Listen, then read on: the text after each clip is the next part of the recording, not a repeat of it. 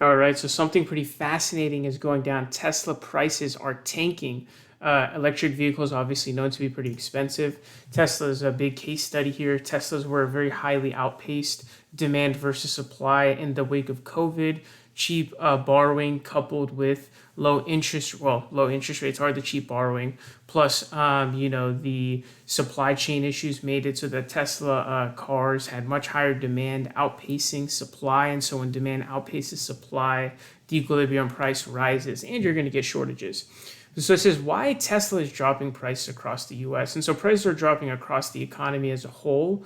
And so we're seeing this with cars as well, cars, especially EVs. So we're just kind of looking at Tesla here as an example. But it says here Tesla is slashing prices amid slowing demand for cars in the intro of new electric vehicle tax credits that come with strict price caps. The EV giant cut the price of some of its vehicles by up to 20%. Tesla dropped the price of its base Model 3 car by $3,000 and slashed the price of the performance model by $9,000. The more expensive Model Y saw its price drop by roughly $13,000. So a lot of this comes with the 7.5K tax credit that the government has now passed, and so that's instituted. I don't know how long that's going to last, but that is a big tax credit. Just so you know the difference between a tax credit and a tax deduction. A tax deduction, all it does is it deducts the amount of income that is taxable. So let's say you made $100,000 and then the government gives you a $40,000 tax deduction. That means only $60,000 of your income is taxable. So instead of your final tax bill being a tax bill on $100,000 of income, it would be $60,000 of income. A tax credit is way, way better because a tax credit actually is the amount of money that you would save or get on your final tax bill. So let's say you made $100,000, your tax bill is like $30,000, and you got a 7.5K tax cut. You would pay 7.5K less of that 30,000. So whatever that would come down to, like 32.5 or whatever it is, right? K instead of, or 22.5K instead of 30K, right? Way, way, way better. And so if you are making like 10,000 a year and you're paying like basically nothing in taxes because you don't have any money, you would actually get that money back. So like a credit would give you money, so the government would pay you in taxes, right? So credits are way better. That's how it works in difference, right? Credit is on the final tax bill, whereas deduction is kind of weak. It's just on your taxable income, which isn't as good, obviously, anywhere close. Anyways, says the cost of Teslas and most EVs skyrocketed throughout the pandemic as supply chain snags made it difficult for automakers to produce enough vehicles to meet demand. But consumers are slowing down their spending, and most Americans can no longer afford EVs, which reached an average price of 66 G's last year, according to Kelley Blue Book. Dan Ives, an analyst at Wedbush, said that Tesla's price drop is aimed at boosting demand and taking even more market share from its competitors, which have slowly been catching up to Tesla. So another thing is Tesla is projected to lose significant margins of its market share by Ford and all these other companies that are now jumping into the EV market. So I don't really know how long Tesla can last. I have significant questions about its long-term capabilities, but it appears that the other companies are starting to get in, and so it'll just depend upon how well they are able to actually pick up market share in production chains and infrastructure, etc. This is a clear shot across the bow at European automakers and U.S. stalwarts GM and Ford that Tesla is not going to play nice in the sandbox with an EV price war now underway, I've said. Tesla's prices drops are timed around the rollout of new EV tax credits. The cuts will allow Tesla's Model Y and Model 3 performance vehicles to qualify for the EV tax credit, which only applies to cars that cost less than $55,000. So this is actually something that the government's doing. The government is giving a tax credit, so tax incentive to consumers to purchase an electric vehicle, which is bringing downward pressure onto the cars, because in order to get people to have that lower price point, which is going to increase the quantity demanded for their product, they have to lower their price. So it's a downward pressure on prices, because obviously if they don't lower the price, it doesn't qualify for the tax credit, right? Consumers will be able to claim a $7,500 tax credit if they purchase their Tesla before March, when the federal government will implement requirements around EV component sourcing that will cut the tax credit in half for Tesla vehicles. Tesla's price cuts also come after the automaker fell short of its delivery goal in the fourth quarter of 2022. Tesla raised its price several times in recent years amid huge demand, limited supply of vehicles stemming from the shortage of semiconductors.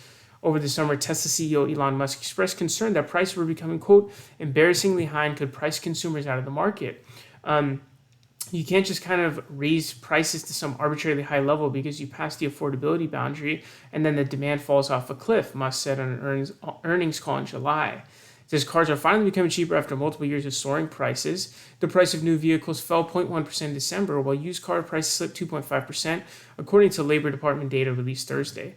So, the CPI was released for December, and I think it was something like, I think core inflation was even lower. I think core inflation was in the fives. If you don't know the difference between core and headline inflation is the inflation of all goods across the market.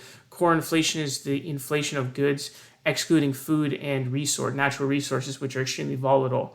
But I think that the headline inflation, which is what the CPI actually officially releases, is like in the sixes, low sixes. I think it was 6.1 or something like that, whereas it was 7.1 in November. So significant we're getting to disinflation. Disinflation is when there's still inflation, but it's going down, right? So we're in a kind of disinflationary period. But just to show you guys kind of like with economic graphs as to kind of what actually is going down here, right? So if we were to look here at just like this is the general market as a whole, right? So this is the aggregate demand, aggregate supply curve. This is actually created by economist John Maynard Keynes. You might have heard of him, Keynes, not the chicken shop, but the economist, British economist. He made this in the wake of the Great Depression. The entire world economy was just completely slammed. Nothing was happening. It was getting worse and worse. And so he created this entire aggregate demand, aggregate supply model that compares aggregate demand and aggregate supply in the economy as opposed to just for one good. So on the y-axis, you have the price levels and then, the average price levels, and then you have the total output on the x-axis, right? And so, in his case, what he said was that aggregate demand was too low, and if you stimulate aggregate demand, it'll stimulate aggregate supply, because basically in the Great Depression, a big thing that was happening was, deflation is actually really bad, except for in certain cases, like if there's some technology that makes producing some good cheaper, right? But overall economy-wide deflation, except in cases like this, right, where you have inflation, it's actually bad because it means the economy is dying out, right? There's less economic activity. Businesses aren't hiring laborers anymore, so people don't have work, so people don't have money to spend on goods. More businesses shut down because no one's buying their fucking goods. And then boom, boom, boom, and eventually you get to a point where no one has any money to buy anything. That's when prices go low, right? In general deflation. Now deflation is good because we're in an inflationary state, right? But so that's what he said. So, they stimulated aggregate demand. That's the entire world economy now, by the way, the stimulus spending. That's the whole theory behind the stimulus spending. He has a marginal propensity to income that's calculated, and then based on that, he determines, the multiplier effect of money that's, given in. Anyways, a lot in there. But, you have your basics, you have your aggregate supply, aggregate demand curve. Now, I will say this is that the aggregate supply, the long run aggregate supply curve is actually just a straight line. It just goes straight. So this is actually your SRAS curve, your short run aggregate supply. The idea is in the long run, the supply curve adjusts to any sort of changes, right? But in the short run, it's not able to. And so when the Federal Reserve, lowers interest rates, what it does is it actually, it pushes aggregate demand curve to the left. Now, this is going to be our first equilibrium point between, aggregate supply and aggregate demand. And so aggregate demand gets pushed to the left. And so when you push aggregate demand to the left, right, you have your new aggregate demand curve. What ends up happening is your price level decreases, right? So your price level went from here. Let's just make up a number and say it's 50 just to make it easy, down to 25 here. Your price level just went down from 50 to 25. That's the basic idea. The reason why, people were still able to spend money even though the economy was shut down is because borrowing was so cheap, right? Like the Federal Reserve interest rates were, I think, like basically zero or whatever. So borrowing was really cheap. And so you could still pay for the inflationary prices. And so now actually businesses are really struggling because they ordered their stocks at about 8 to 12 months in advance. Those were based on 2022 sales projections.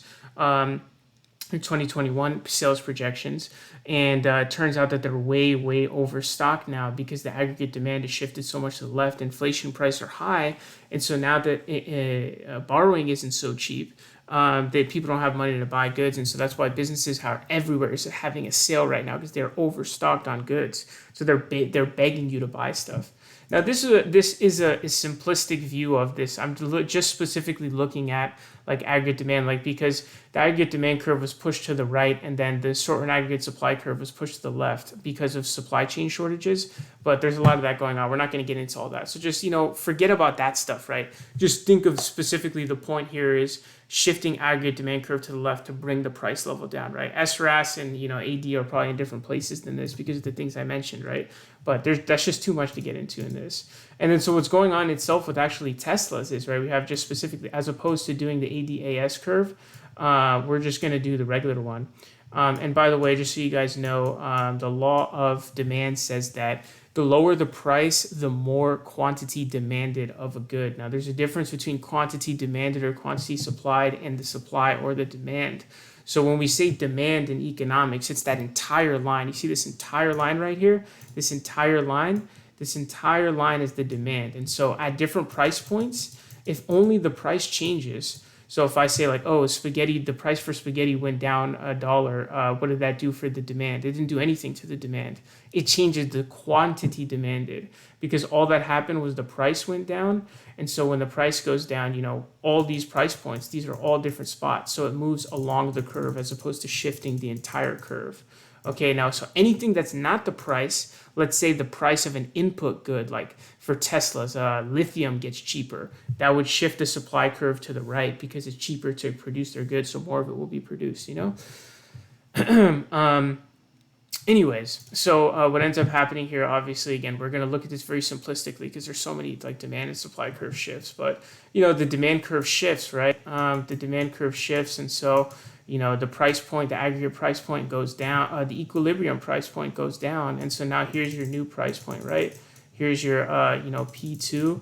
And so you can see how much it went down. Again, if you just make up numbers and just say 50 to 25, it goes down, right? Because the Federal Reserve has raised interest rates, making borrowing more expensive. People have less money to spend. So aggregate demand for the good has gone down because EVs are expensive, right? They're expensive. And so again, this is a very basic way of looking at it. There's a lot more, curve shifts, but there's way too much of that to get into right now. And so they're trying to go back down to this price. And what they're also trying to do by dropping their prices is they're trying to increase quantity demanded for their goods. So when a producer just lowers their price tag, it's going to move along this way towards the curve, right? Because like, let's say the price was at like, let's see, we have our demand curve here. Let's say they were to just set the price at like 49. Look at how much quantity is, demanded. Let's just say 10. Let's make up a number 10, right? It's not very far here. This is our Q.